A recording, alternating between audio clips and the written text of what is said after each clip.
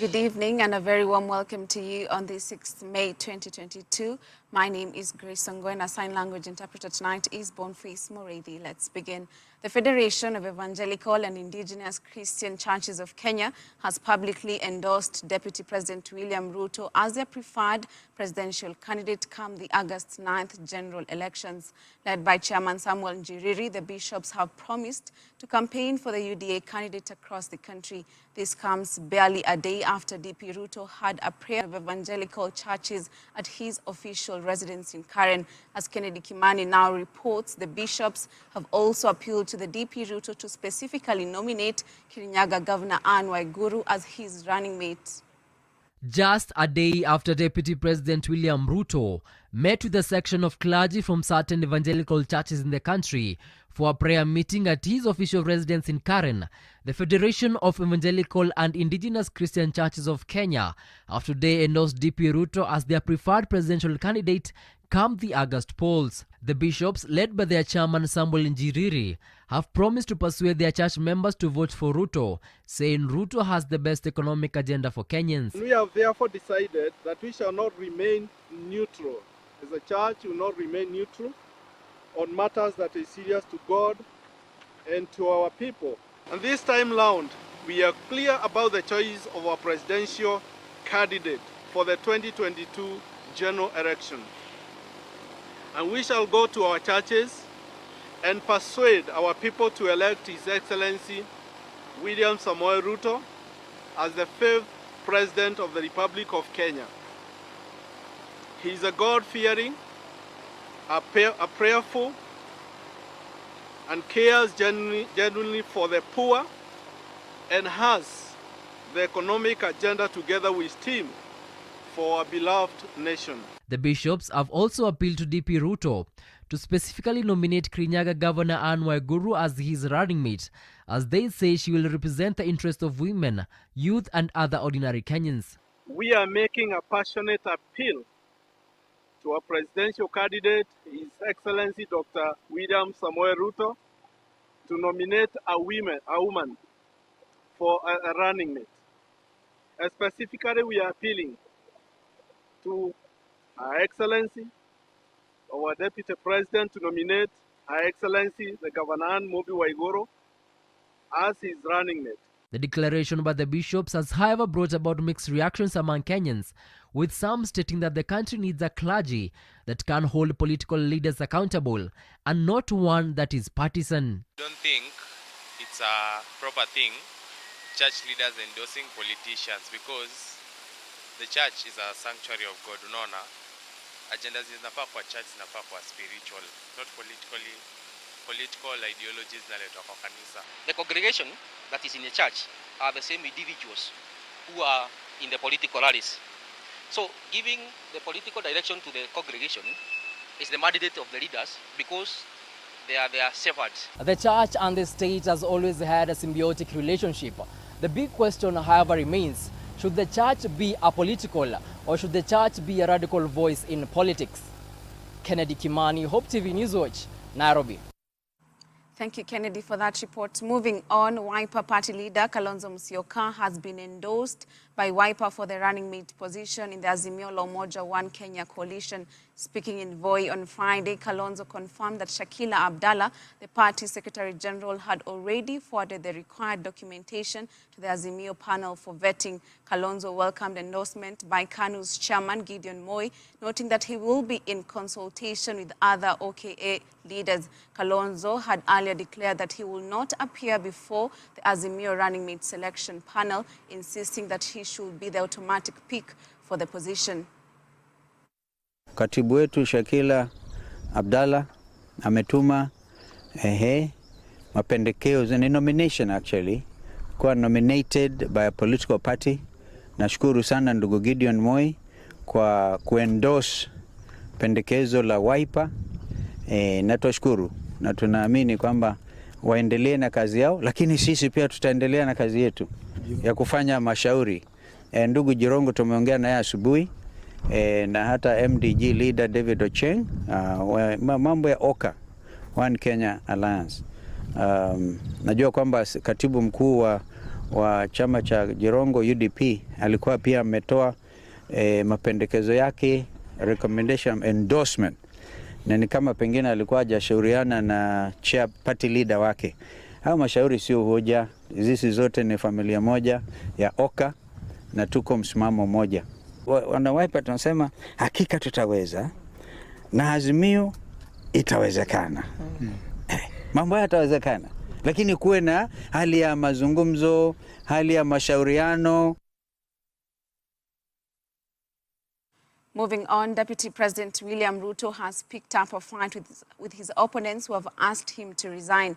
Speaking in Kakamega County, the DP who defended his work over the last 10 years said he has constitutionally discharged his mandate, contrary to what his opponents are saying. The DP said he has served in his position faithfully and has fulfilled all his assignments. This comes at a time the DP is embroiled in a war of words with President Uhuru Kenyatta, which analysts say stem from succession politics.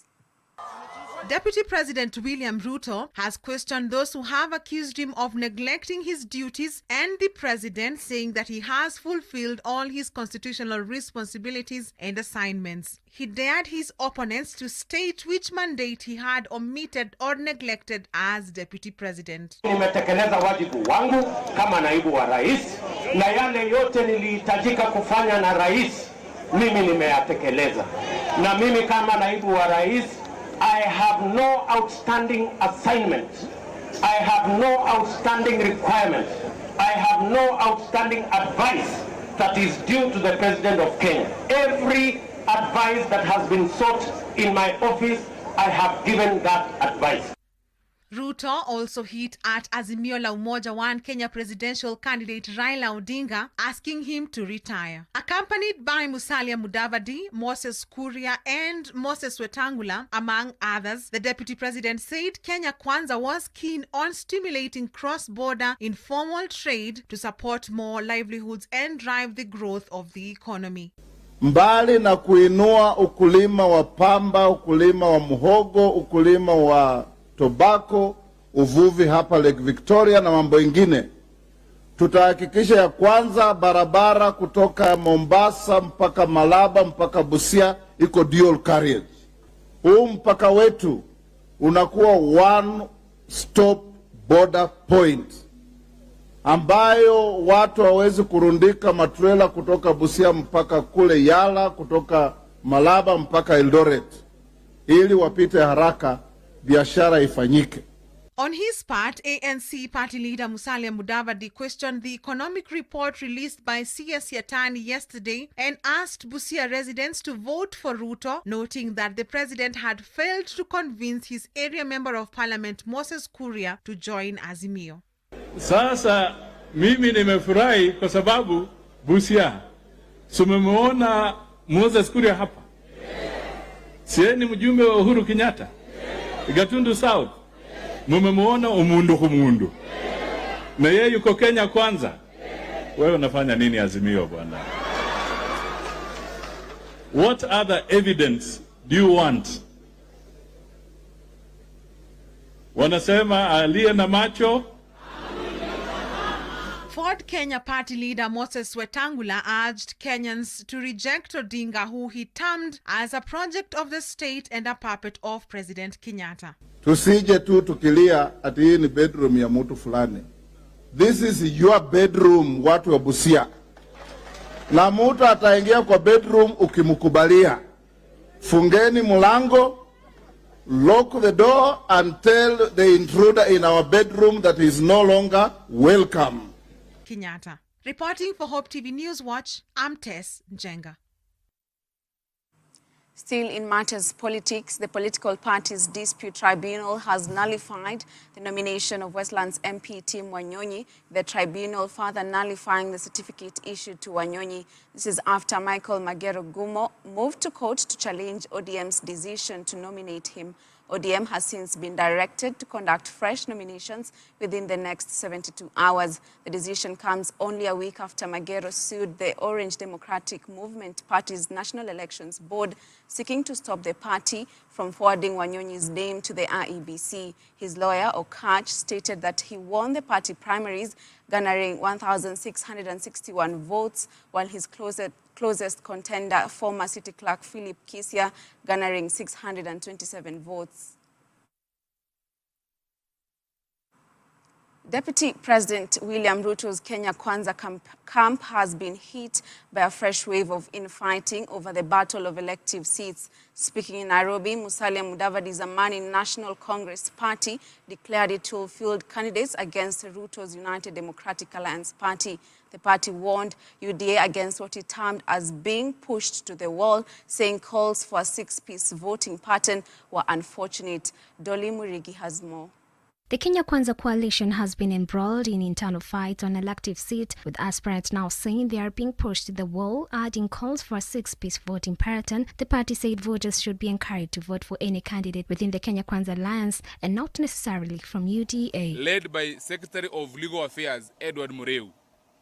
He led the meeting in addressing the media, where they insisted that voters should vote a six-piece in favor of UDA, terming the other Kenya Kwanza candidates as matagari, which means tattered clothes. These are derogatory and shameful remarks that are against the spirit of Kenya Kwanza. In this regard, ANC said it has prevailed upon its governor candidate for Murang'a County, Mike Kathogo, to back the Farmers' Party, Irungu Nyakera. Farmers' Party is also a member of the Kenya Kwanza Alliance, which means that Nyakera will run against Senator Irungu Kang'ata, who will be flying the UDA flag for the governor's seat. Gikuru said the move will bolster Kenya Kwanza's chances of winning the seat, despite Ruto's backing Kang'ata. We are calling our counterparts in UDA to order. There is no way you can undermine what your principal is trying to propagate. So we feel that these are very unfortunate sentiments, whereby some officials are encouraging voters to vote only UDA candidates, and yet we are in a coalition. Speaking against the alleged UDA's zoning the Kibra constituency, ANC aspirants Malase and Hamida asked UDA to stop punishing them. Badala ya sisi wote kuzungumza kama Kenya Kwanza, UDA inazungumza kama UDA. Hili ni jambo la kusikitisha, tukiangazia ya kuwa wakubwa wetu, principals wetu wamekusanyika pamoja kwa ile hali ya kuleta nguvu pamoja. Watu heshimu, tuwa heshimu, na tukiheshimiana, familia itasimama, jamii itakuwa pamoja. Dolly Mirigi, Hope TV. Moving on, Kenya Kwanza affiliate parties including Ford Kenya, Amani National Congress Party and Farmers Party have come out to condemn remarks by UDA Secretary of Legal Affairs Edward Mureu, who called on residents to vote a six-piece in favor of UDA. The leaders noted that his remarks were derogatory and undermined the unity of Kenya Kwanza. They called for the withdrawal of the remarks and for clarification that the remarks do not represent the stance of UDA as a party. It has come to our attention that on the 3rd of May 2022, some UDA officials held an aspirants meeting in Murang'a County, led by Secretary of Legal Affairs Edward Mureu. He led the meeting in addressing the media, where they insisted that voters should vote a six-piece in favor of UDA, terming the other Kenya Kwanza candidates as matagari, which means tattered clothes.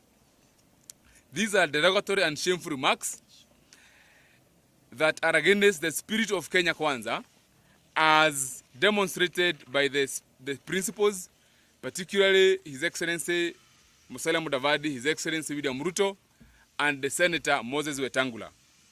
We hereby demand an immediate public withdrawal of these remarks and sentiments by the UDA party, and a clarification for the Kenya Kwanza supporters that these sentiments do not represent the official position of UDA party. Badala ya sisi wote kuzungumza kama Kenya Kwanza, UDA inazungumza kama UDA.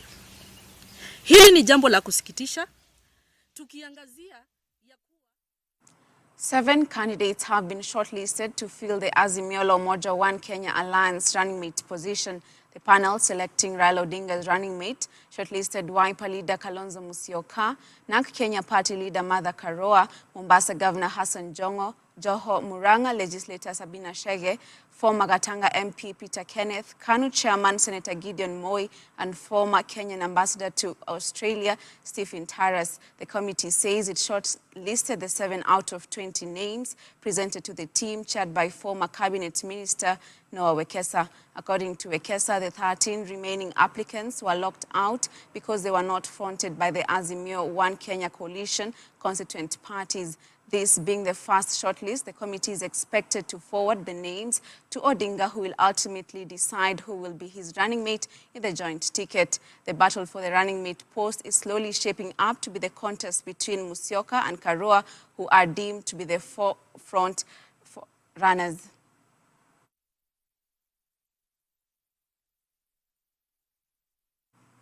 Western Regional Police Commander Paris Kimani has called on security personnel to ensure peace is maintained throughout the campaign season. Speaking in Butula in Busia County, where she launched a new office of the area police commander, Kimani maintained that although the country was in a heated political season, it is important that peace and integration is upheld. Every 5 years, we must have general elections. Therefore, it is not a new thing which is coming to our country. But remember, after the elections which will be carried out on 9th of August 2022, you will still remain Busia or Kenya for that matter. Therefore, don't go out of your way to do things which you hurt your brother, things which you hurt your sister. Let's go for a fast break here, and Hope TV Newswatch will be back with more stories. Don't go away.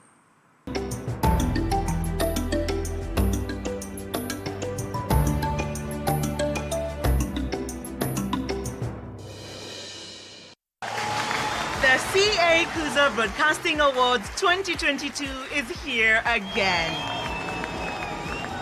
Time to celebrate excellence in Kenyan broadcasting under the theme Raising the Standard of Excellence in Broadcasting. At no cost, vote for Hope FM and Hope TV as your favorite radio station and TV station. To vote for Hope, SMS the word Kuza to 15601 and answer the 4 simple questions and press send. The text message is absolutely free. Voting ends on 8th May 2022. Hope FM, listen and live. Hope TV, look and live. The CA Kuza Broadcasting Awards is an initiative of the Communications Authority of Kenya.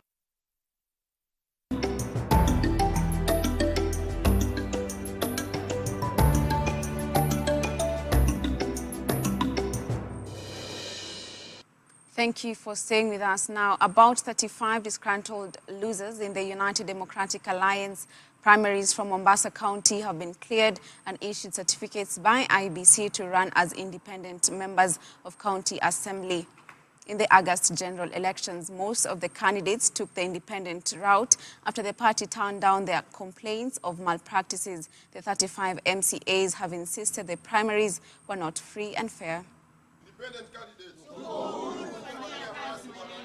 Hawa wenzangu ma MCA ambao wako hapa 35 ambao wameingia katika mrengo wa independent waliibiwa kura zao, alafu paka wengine walienda kupiga ripoti kwa OCS ili kutaka kujua ni kwa nini vituo vingine vilifunguliwa kwa lisali moja.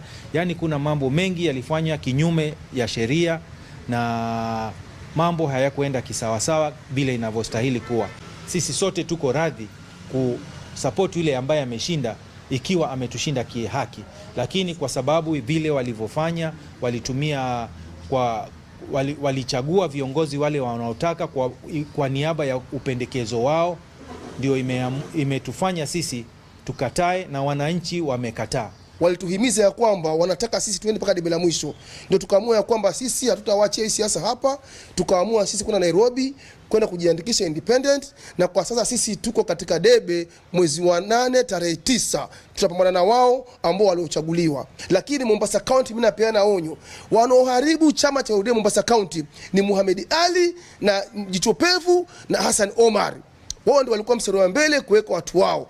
wale wote ambao wanaenda kuchagua, ukituona hii timu ya independent iko hapa, ni wale wamekuwa mashinani. Zile kazi wamekuwa wakifanya mashinani, ndio unaona wananchi wao wamewaambia waende independent, waweze kuwa kwenye debe.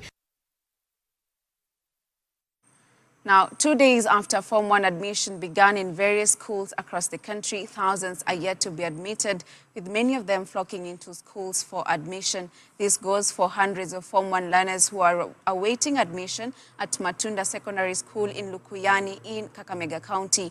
According to the school's principal, Mary Luvanda, the school lacks basic structures like classrooms and laboratories and may be unable to sustain over the 700 learners expected to join the school. The principal now calls on well-wishers and the government to step in to bring a solution to the stretched resources.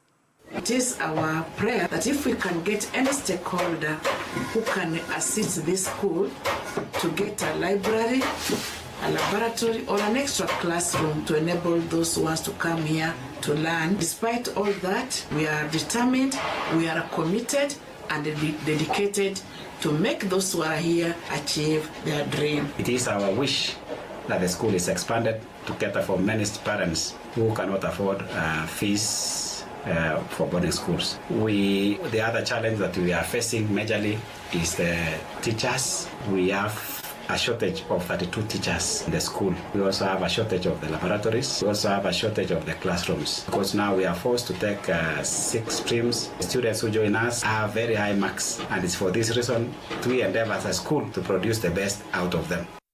As impeached governors fight to regain their lost glory while others fight to regain access to their offices, the court has dealt them a blow after governors lost a case in which they sought immunity from facing corruption charges. The High Court upheld a decision by the Supreme Court that found barring a governor from accessing his office pending criminal proceedings lodged against him cannot be equated to his removal from office. A 3-judge bench dismissed the case filed separately by the Council of Governors, who sought to have the court restrain any magistrate from making orders that remove governors from office once charged with a criminal offense. The court agreed that the issues raised by the petitioners in the case had been conclusively determined by the Apex Court and that is binding to all other courts. So we said, now turning to the specific prayers in the consolidated petition, we find that based on the analysis and findings aforesaid, which I've just spoken to, the issues raised in the petitions are res judicata and or should be canvassed in the trial court or any other court, and our findings that there was no violation of the Petitioners Act as, should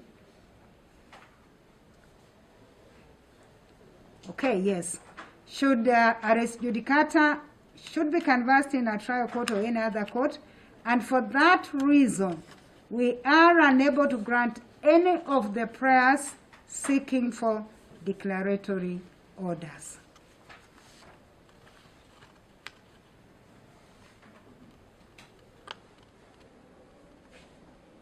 Further on, in the same vein, having held that the issues relating to arrest, detention, and subsequent trial of the second petitioner require evidence in proof thereof, we are unable to address the prayer for damages.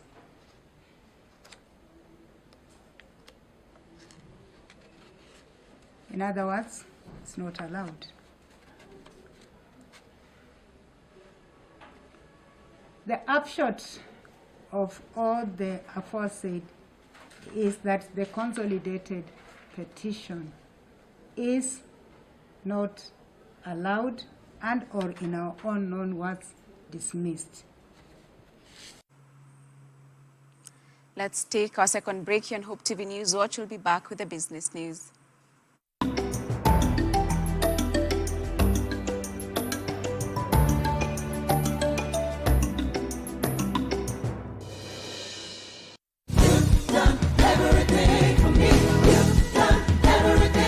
Join us every Sunday for unlimited, uplifting, powerful worship,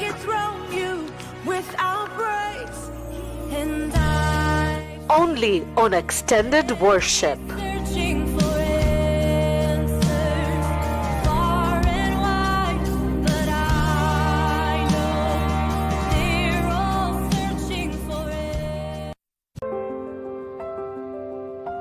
Next week on Turning Point. Have we learned to put God first?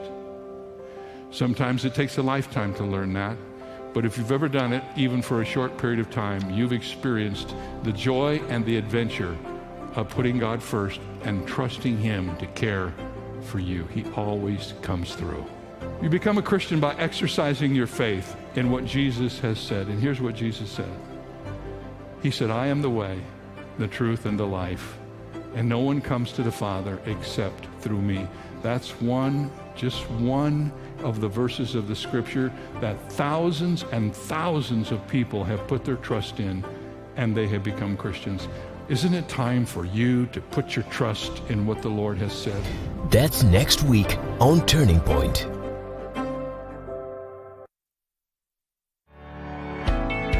Yesu ndiye njia. Juu ya mwamba huu nitalijenga kanisa langu. Hapa leo hii tuko na msikiti wa Mariamu, msikiti wa Yesu. Kumbe kuna msikiti wa Yesu. Ukiandika msikiti wa Yesu Kristo, mwana wa Mariam, weka injili ndani, hubiria watu injili. Kitabu ya Yohana inaandikwa 110 AD na Ufunuo Yohana 248 AD. Na Qur'ani. Mimi nakueleza habari ya Yesu kwanza, ufahamu hiyo kwanza. Ungana na walimu wa neno wanapochambua masuala tata katika Biblia, wakiyalinganisha na vitabu vingine vya kidini. Qur'an imekuja mwaka 600 baada ya Injili. Yesu ndiye njia. Biblia inasema pepo la nini? La uaguzi. Pepo la uaguzi maana yake inaweza ikajua wewe nyumbani kwako umetoka saa ngapi. Unajua mapepo yanajua hivi. Kwamba leo ulikula chakula gani. Kama Bwana Yesu alitumwa kwa wana wa Israeli peke yao, wengine wetu ambao tunamwamini, basi sehemu yetu iko wapi? Yesu ndiye njia. Kila Jumamosi saa 2 hadi saa 4 ya usiku kwenye runinga uipendayo ya Hope TV.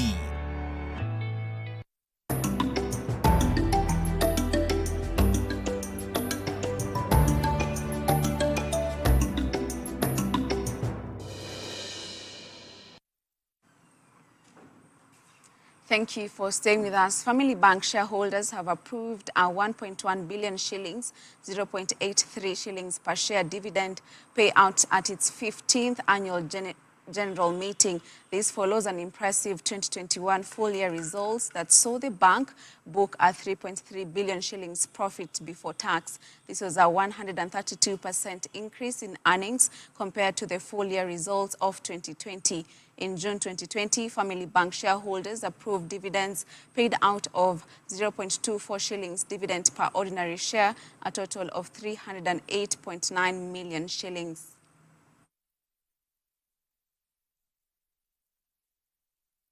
Moving on, the Ethics and Anti-Corruption Commission, EACC, has in the 2020-2021 financial year recovered stolen assets worth 6.3 billion shillings. This is according to a new report released that also indicated that the corruption watchdog completed 104 investigation files on corruption and economic crimes, which were forwarded to the Director of Public Prosecutions, DPP, for review and recommendation. The Commission received and processed a total of 4,894 reports within that period, with 2,029 reports within the EACC's mandate to investigate.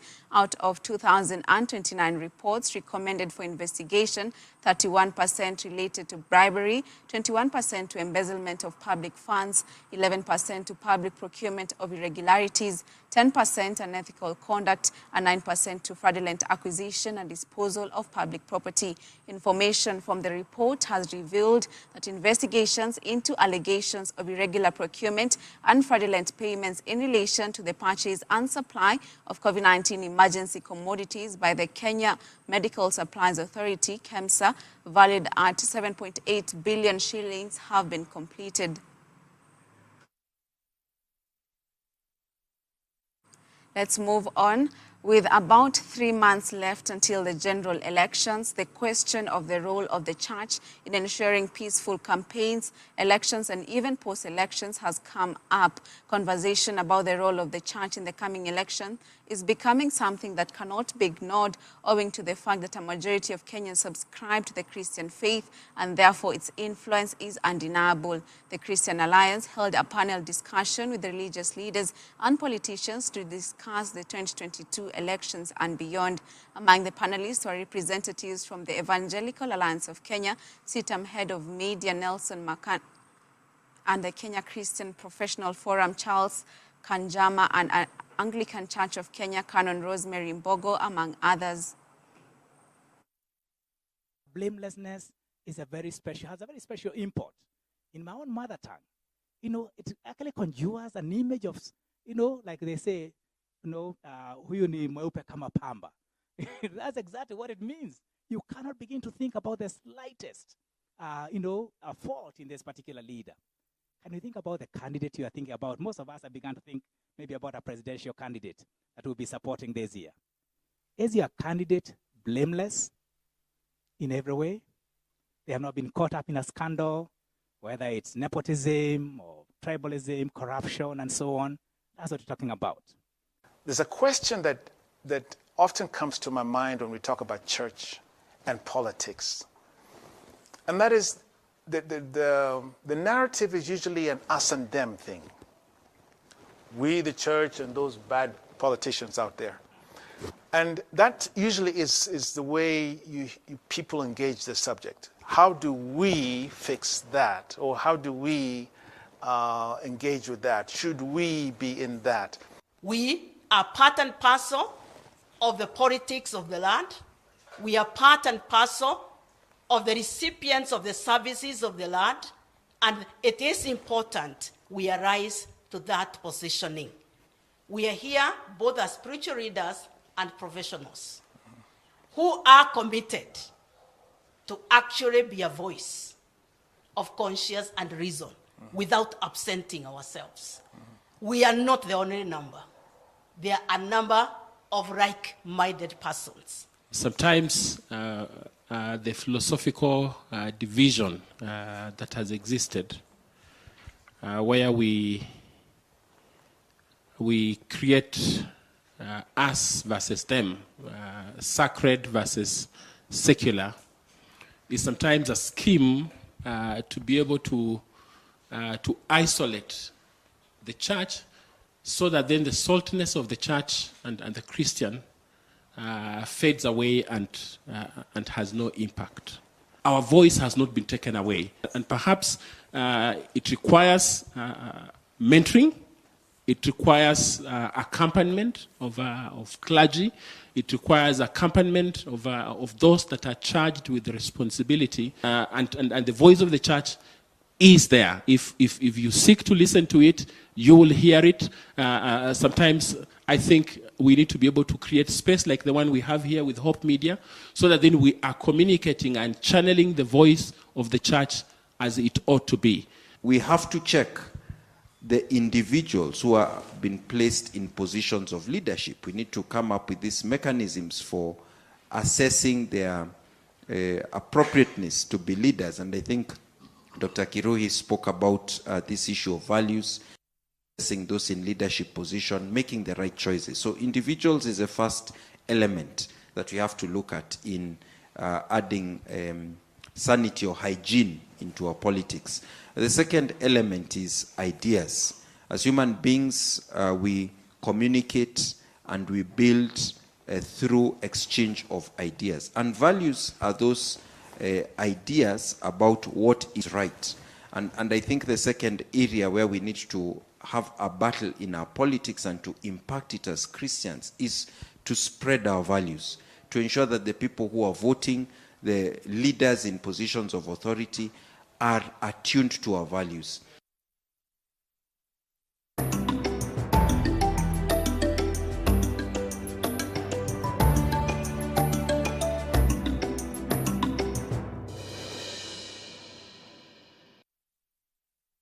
Now for some sporting action, Rangers have reached the final of the Europa League after thrashing RB Leipzig 3-1 at Ibrox on Thursday night. West Ham, however, were knocked out by Frankfurt after being reduced 10 men due to Aaron Cresswell's red card. Rangers will meet Frankfurt in the final in Seville on the 18th of May.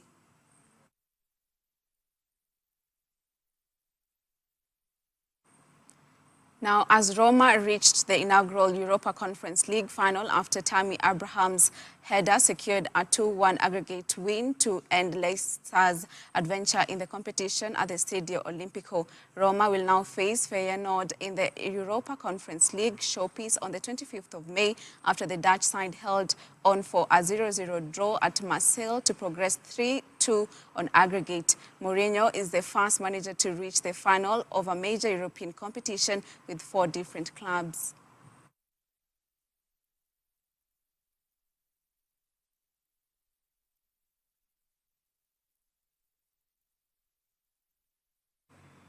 And that sports news brings us to the end of this live broadcast. Many thanks for keeping me company. My name is Grace Ongoy, and our sign language interpreter tonight has been Boniface Moredi. Enjoy the rest of your programming. Bye-bye.